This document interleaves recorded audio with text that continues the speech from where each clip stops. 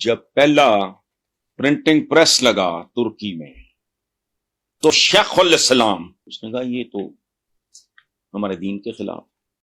बिस्मिल्लाहिर्रहमानिर्रहीम। अस्सलाम वालेकुम।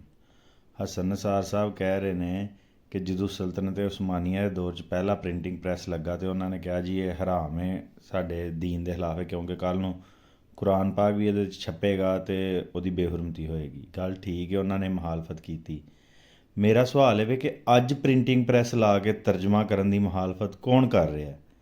ਮਤਲਬ ਅੱਜ ਪੰਜਾਬ ਯੂਨੀਵਰਸਿਟੀ ਪ੍ਰੈਸ ਲੱਗਾ ਹੈ ਜਾਂ ਦਾਵਤ ਇਸਲਾਮੀ ਨੇ ਆਪਣਾ ਪ੍ਰੈਸ ਲਾਇਆ ਜਾਂ ਦੂਜਿਆਂ ਤੀਜੇ ਨੇ, ਅੱਜ ਤੁਹਾਨੂੰ ਚੀਨੀ ਜ਼ਬਾਨ ਤੋਂ ਕਿਤਾਬਾਂ ਤਰਜਮਾ ਕਰਨ ਤੋਂ ਕੌਣ ਰੋਕ ਰਿਹਾ? ਜਿਹੜਾ ਜਾਪਾਨੀ ਜ਼ਬਾਨ, ਰੂਸੀ ਜ਼ਬਾਨ, ਫਰੈਂਚ, ਅਰਬੀ, ਫਾਰਸੀ, ਇੰਗਲਿਸ਼, ਜਰਮਨ, ਸਪੈਨਿਸ਼, ਇਟਾਲੀਅਨ, ਯਾਨੀ ਦੁਨੀਆ ਦੀਆਂ ਜਿੰਨੀਆਂ ਵੀ ਜ਼ਬਾਨਾਂ ਨੇ ਉਹਨਾਂ ਦੇ ਵਿੱਚੋਂ ਤੁਸੀਂ ਪੰਜਾਬੀ, ਉਰਦੂ, ਪਸ਼ਤੋ, ਸਿੰਧੀ, ਬਲੋਚੀ ਦੇ ਵਿੱਚ ਤਰਜਮਾ ਕਰਨ ਤੋਂ ਕੌਣ ਰੋਕ ਰਿਹਾ? ਅੱਜ ਤਾਂ ਨਹੀਂ ਨਾ ਮੌਲਵੀ ਰੋਕ ਰਹੇ। ਅੱਜ ਕਿਉਂ ਨਹੀਂ ਆ ਲੱਗ ਰਹੇ ਪ੍ਰੈਸ? ਅੱਜ ਹਰ ਬੰਦਾ ਕਿਉਂ ਕਹਿ ਰਿਹਾ ਕਿ ਇੰਗਲਿਸ਼ ਜ਼ਰੂਰੀ ਹੈ?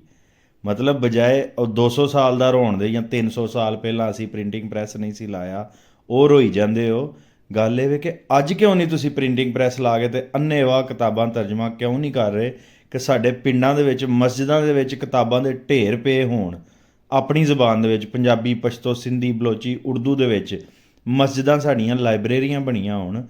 ਅੱਜ ਕਿਉਂ ਨਹੀਂ ਕੋਈ ਆਵਾਜ਼ ਚੁੱਕ ਰਿਹਾ ਕਿ ਪ੍ਰਿੰਟਿੰਗ ਪ੍ਰੈਸ ਲਾਓ? ਜੇ ਅਸੀਂ ਅੱਜ ਵੀ ਲਾ ਲਈਏ ਬਜਾਏ ਕਿ ਪਿਛਲਿਆਂ ਨੂੰ ਰੋਣ ਦੇ, ਜੇ ਅੱਜ ਵੀ ਅਸੀਂ ਪ੍ਰਿੰਟਿੰਗ ਪ੍ਰੈਸ ਲਾ ਲਈਏ ਤੇ 10-20 ਸਾਲਾਂ ਦੇ ਵਿੱਚ ਸਾਡੀ ਕੌਮ ਇੰਨੀ ਕੁ ਤਾਕਤਵਰ ਹੋ ਸਕਦੀ ਹੈ ਕਿ ਅਸੀਂ ਦੁਨੀਆ ਦਾ ਇਨਸ਼ਾਅੱਲਾ ਮੁਕਾਬਲਾ ਕਰ ਲਾਂਗੇ।